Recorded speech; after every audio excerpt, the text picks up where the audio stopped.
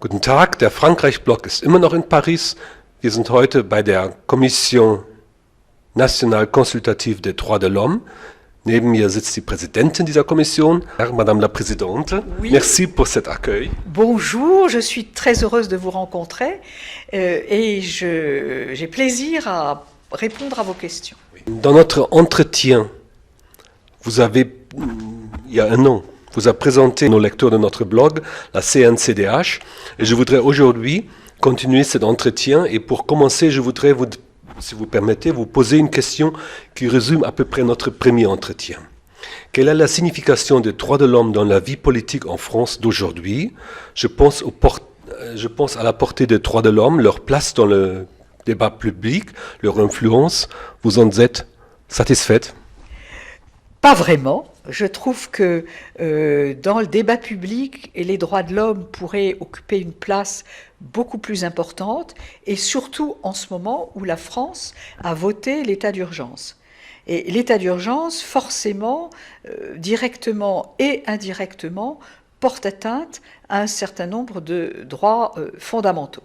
Alors, je pense que la France, dont il faut dire qu'elle est le pays de la Déclaration des droits de l'homme, plutôt que le pays des droits de l'homme, objectivement, elle n'est que le pays de la Déclaration de 1789, pourrait s'appuyer beaucoup plus sur les travaux de tous les défenseurs des droits de l'homme en France, et il y en a bien d'autres que la Commission nationale consultative des droits de l'homme. Nous sommes l'institution en charge de la défense des droits de l'homme.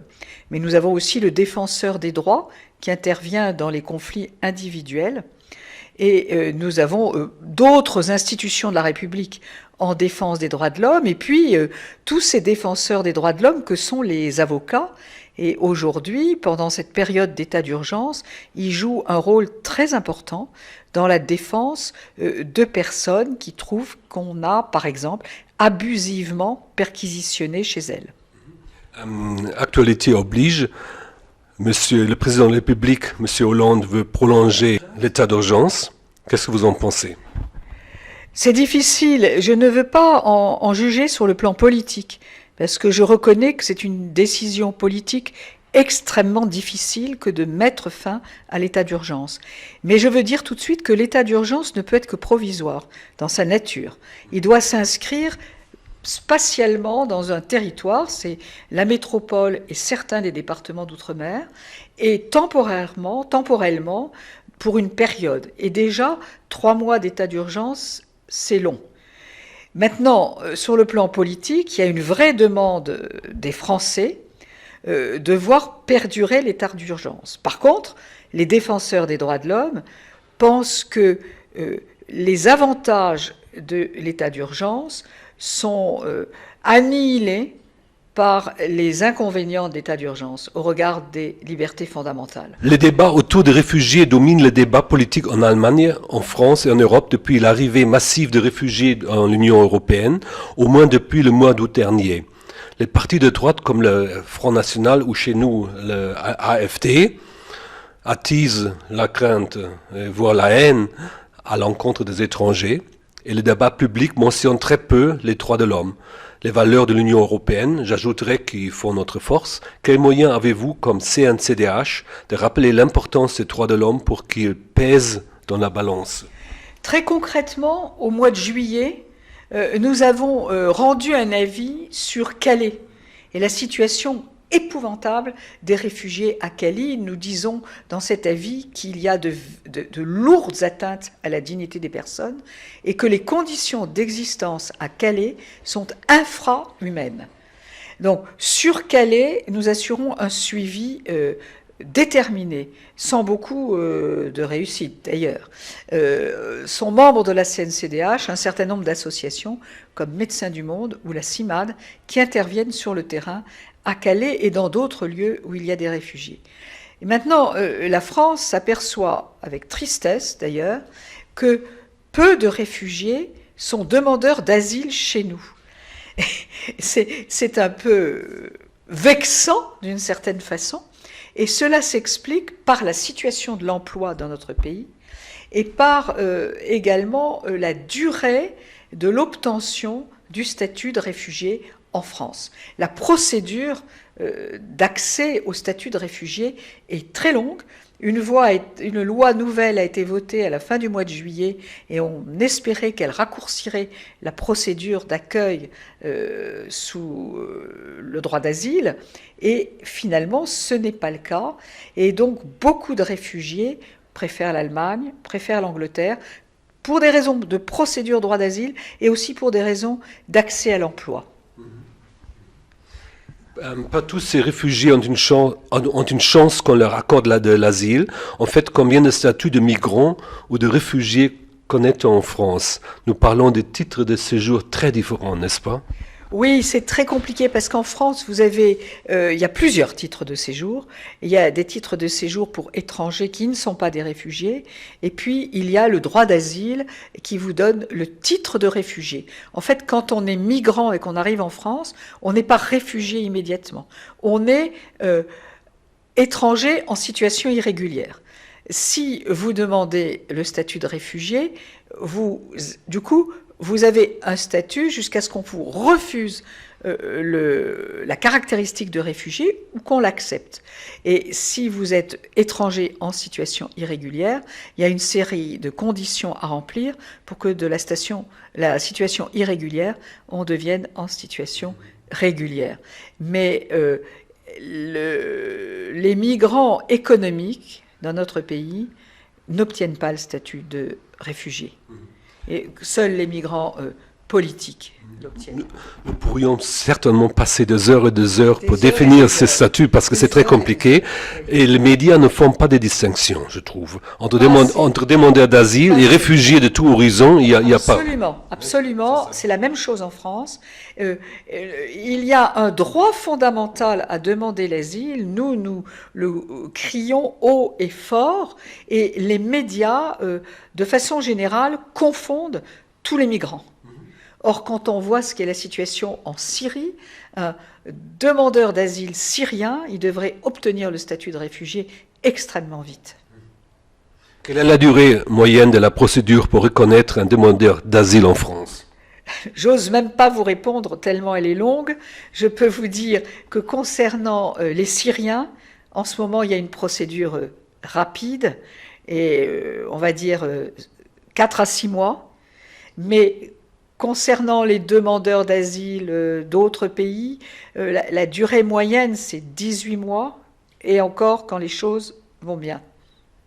Parce qu'il faut le savoir aussi, il y a un recours devant une Cour nationale du droit d'asile quand l'Office français de l'immigration vous a refusé le droit d'asile, l'OFPRA. Si l'on pense à la Charte des droits fondamentaux de l'Union européenne, la Déclaration des droits adoptée le 7 décembre par l'Union européenne et surtout son article 18 qui détermine le droit d'asile, est-ce qu'il permet de limiter le nombre de demandeurs d'asile qui se présentent aux frontières des pays de l'Union européenne? Théoriquement, non. Théoriquement, non. Le droit d'asile est un droit fondamental, reconnu par la Convention de Genève, reconnu en France par le préambule de la Constitution de 1946, qui est repris dans la Constitution actuelle. Donc, il n'y a pas de quota dans nos textes juridiques sur l'asile. L'asile est un droit absolu. En fait... C'est à l'adresse à M. Seehofer, n'est-ce pas? Oui. En fait, les pays d'Europe, la France comme l'Allemagne, ont beaucoup de mal à faire face et à offrir des conditions. Je crois que l'Allemagne se débrouille mieux que la France, mais l'Allemagne a tellement de migrants sur son territoire que c'est difficile aussi. Mais en France, je vais vous donner un exemple concret. Il y aurait, du point de vue de l'hébergement des demandeurs d'asile, toutes sortes de possibilités dans des petites communes, en zone rurale en France. Mais il n'y a aucun emploi dans ces territoires-là. Donc, on a des facilités peut-être, on a théoriquement de vraies facilités à héberger les demandeurs d'asile. Il y a 36 000 communes en France. Si chaque commune réhabilite une maison, on héberge tous les demandeurs d'asile parce que nous n'en avons pas des quantités. Mais par contre, pour l'emploi, si on répartit les demandeurs d'asile dans les zones les plus rurales de la France, ce sont aussi les zones où il n'y a pas de travail. S'il y a davantage d'habitants, ça crée aussi Oui, mais pas immédiatement. Pas immédiatement. Donc, il y a des efforts considérables à faire en apprentissage de la langue française, formation. Ce qui est sûr, c'est que les migrants demandeurs d'asile sont en général des gens extrêmement courageux, battants, souvent qui ont fait des études. Et donc, c'est une population qui s'est tellement battue pour arriver jusqu'en Europe qu'elle continue à vouloir s'en sortir. Donc, c'est une population qui devrait être relativement facile à intégrer. Mais je crois que la France, en tout cas, je ne parle pas pour l'Allemagne, ne se donne pas suffisamment de moyens humains et financiers pour favoriser l'intégration des demandeurs d'asile. L'Autriche pourrait avoir tort de vouloir limiter. Oui, bien sûr. Enfin, on ne doit pas limiter le nombre de demandeurs d'asile puisqu'il s'agit d'un droit fondamental. Mais il faut aussi leur offrir des conditions humaines d'existence. Dans nos pays d'Europe riches quand même, disons-le. Et donc, de fait, on est obligé un petit peu de limiter. Mais je pense que l'Union européenne ne remplit pas le rôle qu'on attend d'elle, ou que les pays membres de l'Union européenne sont beaucoup trop frileux, timides, réservés à l'égard des étrangers, quels qu'ils soient. Et je trouve que nous assistons à une régression du rôle de l'Union européenne et non pas à une Union européenne qui, précisément à cause de cette situation des migrants, obtiendrait quelques abandons de souveraineté de la part des États. Il y a une question cruciale. Pourquoi la France accepte-t-elle si peu de migrants? C'est une question difficile parce qu'on connaît quelques raisons, mais pourquoi c'est comme ça? C'est essentiellement une question d'emploi. En France, le taux de chômage est d'un peu plus de 10%, inégalement réparti sur le territoire, et chez les jeunes, et en particulier les jeunes des quartiers les plus déshérités, le taux de chômage peut atteindre, dans certaines villes, 50%. Donc, nous n'avons pas résolu le problème du chômage en France.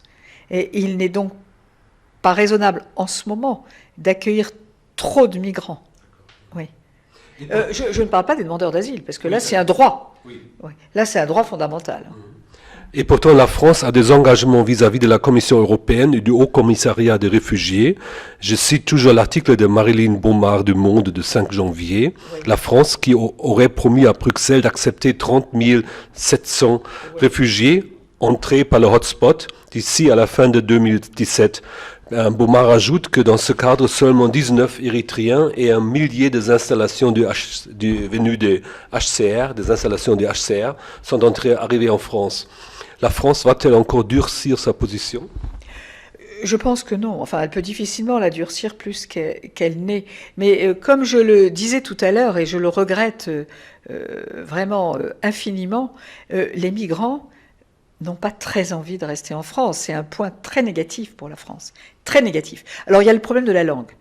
Beaucoup, je pense toujours aux Syriens en ce moment, parlent anglais quand même, ou un peu anglais. Et beaucoup d'Allemands parlent anglais, et peu sont francophones, très peu sont francophones, sauf les demandeurs d'asile des pays d'Afrique. Ceux-là, en général, parlent au moins un peu français, si ce n'est très bien français.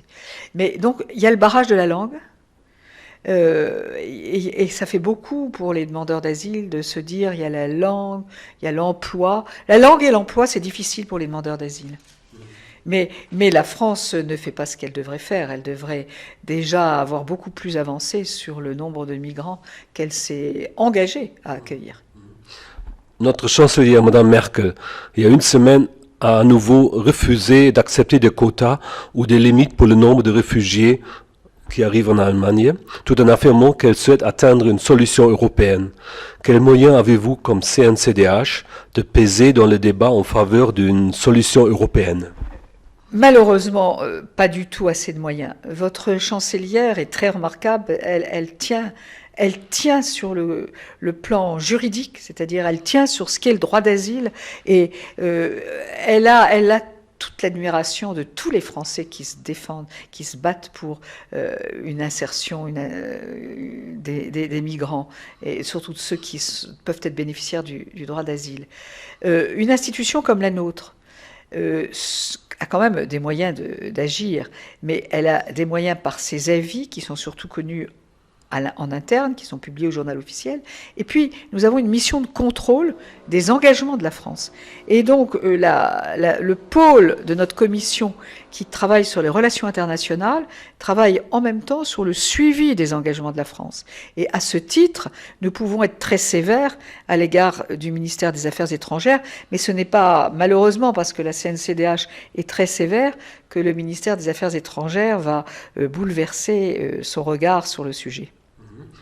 La journée franco-allemande du 22 janvier, c'est l'anniversaire du traité de l'Élysée, a pour tâche de donner au lycée l'occasion de rappeler le traité de l'Élysée. Et si nous lisons ces dispositions, notamment en ce qui concerne la politique étrangère et la politique européenne, on y lit que l'Allemagne et la France se sont promis de consulter l'une et l'autre, avant de prendre des décisions dans le cadre de la politique étrangère. Ne devrait-on pas s'imaginer une solution franco-allemande pour cette crise? Moi, j'en serais très désireuse. Je trouve que vous avez vraiment 1000 fois raison. Mais je voudrais dire un mot de l'Angleterre. Très honnêtement, les Anglais manquent à leurs obligations, parce que la situation qui perdure à Calais en France perdure parce que la France est devenue le bras policier de la Grande-Bretagne. C'est-à-dire que les Anglais ont reporté leurs frontières en France, et c'est nous qui gardons cette frontière, et nous sommes dans cette situation terrible à Calais en raison d'accords qui s'appellent les accords du Touquet, et qu'on ne veut pas dénoncer parce qu'on ne veut pas renforcer le non possible à l'Europe des Anglais quand leur référendum va être posé et voté.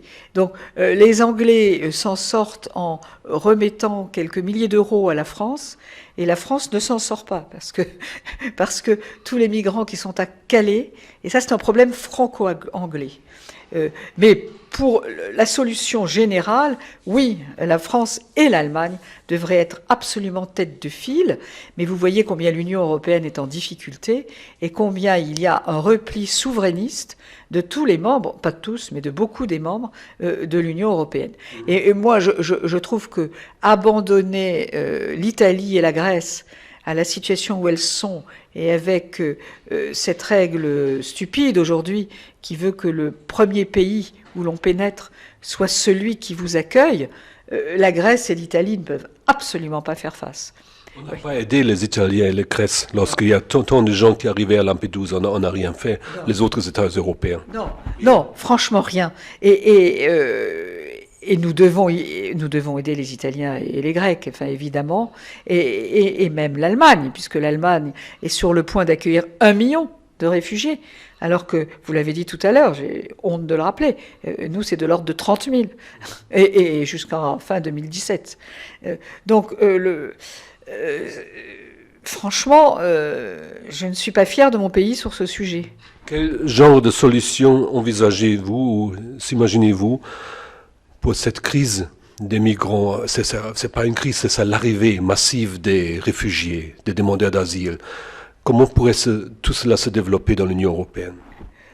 Je pense que cela ne se développera pas s'il n'y a pas plus d'Europe. Or, aujourd'hui, nous allons vers moins d'Europe et pas plus d'Europe. C'est une grosse faute. Énorme. Énorme au regard de l'histoire, au regard de l'avenir, du passé, du présent, de l'avenir. Oui. Mais je constate vraiment avec désespoir le repli de pays comme la Pologne, comme la Hongrie, qui ont tant reçu... Qui n'estiment pas d'être concernés, n'est-ce pas? C'est ça, c'est invraisemblable. Parce que ce sont des pays qui ont beaucoup reçu de l'Europe. Oui. Et qui, dès que les choses deviennent difficiles, se replient sur eux-mêmes. Donc c'est... Je ne sais pas franchement, je ne sais pas très bien comment M. Hollande et Mme Merkel peuvent faire changer le regard sur les migrants. En plus, la crise, c'est pas une crise 2015 ou 2016. Ça a déjà commencé plus tôt. Ça a commencé plus tôt et ça va continuer plus longtemps. Mais Madame Merkel reste très fidèle à elle-même. Elle a dit à M. Orban récemment, moi je ne veux pas vivre derrière un mur. C'est terminé. Oui, c'est terminé. C'est très fidèle par rapport à ça. C'est formidable, Madame Merkel. Mais j'ai des amis allemands qui m'ont dit combien c'était difficile pour elle actuellement et que la montée de l'extrême droite était forte, un peu comme chez nous. Voilà. Oui, Pegida et la AfD. Oui. Et que c'est le regard sur l'étranger qui doit être complètement changé. Et il y a une association que j'aime beaucoup et qui est membre de la CNCDH, et qui à Noël sort des calendriers, des t-shirts, etc. Et l'un des t-shirts porte cette inscription « Nous sommes tous des étrangers ». Partout. Partout. Oui. Nous sommes tous des étrangers. Nous sommes des étrangers. Oui, voilà. Nous sommes tous des étrangers. Une dernière question, Madame la Présidente. Vous venez d'éditer chez Dallos un très beau livre qui vient de paraître il y a 2 jours, Oui, un recueil absolument. intitulé « Les grands avis de la Commission nationale consultative des droits de l'homme ».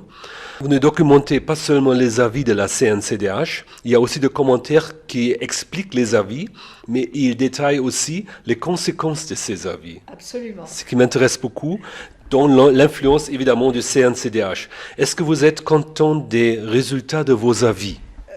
Je trouve très dommage, non, je suis pas vraiment contente, parce que je trouve très dommage que nos avis n'aient pas plus d'impact sur la politique du gouvernement. Et c'est vrai depuis l'origine.